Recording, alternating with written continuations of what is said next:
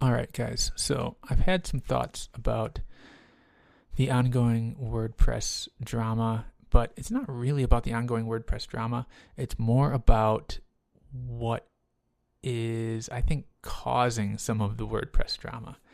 And it's an interesting phenomena that I've been thinking about only really happens in software. I can't think of many other places where it happens.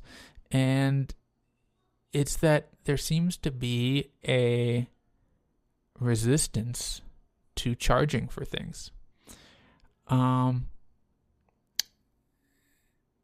you look at what's happened with WordPress and Matt Mullenweg and all of the drama that has happened there, and it all comes back to the license of WordPress. At the end of the day, Matt and a bunch of other people have made an open source product that's free. And part of what is involved in that is that it has been put out into the world, and companies can go and do whatever the heck they want with it. And that's just the way it is.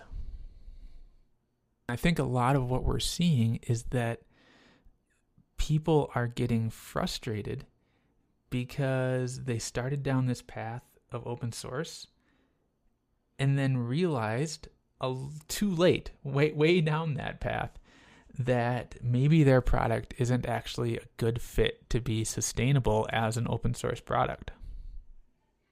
And I don't think this is like really an isolated incident. I know there's a whole bunch of drama with Elasticsearch and like what's happening with their licensing. I'm not an Elasticsearch user, not really even a WordPress user, so I didn't follow either of those things super closely, but I know that happened there. I think there was something with Nginx recently that was like weird too. And so it's just interesting to me. It seems like these founders and developers are getting burnt out on having open source products that don't make them money. And the Matt scenario is like really weird because he says at least that he doesn't need the money. But I look at someone like Caleb Porzio, who just released Flux, which is a component library for Laravel Livewire that is paid. And it's paid. Like it's not open source. It's just you have to pay for it. And the value transaction in that is just way clearer. If a big corporation comes along and buys Flux from Caleb, he's happy. He gets the exposure. He gets, which will sell more licenses for him. So that's a good thing. And he's gets value from that big company. When when Amazon comes and buys Flux components from him, he then gets that money. He gets his value back.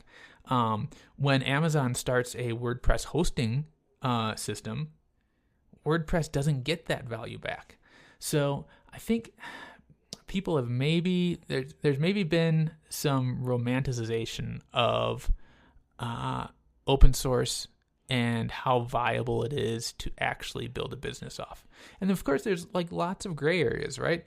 There's models where you make certain parts of your stack open source and you provide them because you're getting that value back of having a whole community building on it. And WordPress might be best as being open, and having that part of the stack be open. But I think maybe it would be good if more people, when they're trying to start something, charge for it, or at least have a plan for what components they are going to charge for as they build out their little kingdom. So anyways, that's just some thoughts. And maybe if you're thinking about starting a new project, maybe think about charging for it, because it makes a lot of things simpler. All right, over and out.